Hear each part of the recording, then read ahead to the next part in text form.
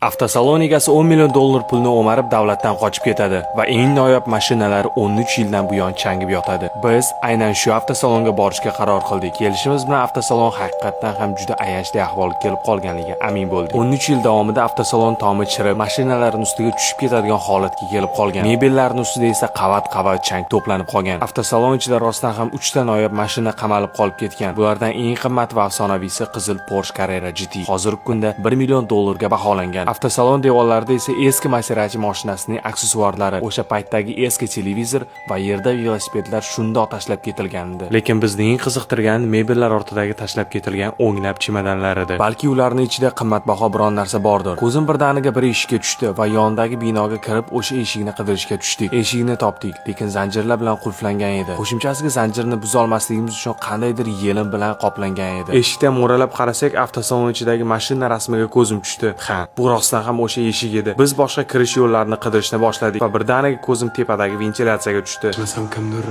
ventilyatsiya orqali kiradi. Lekin hozir topolmayapmiz.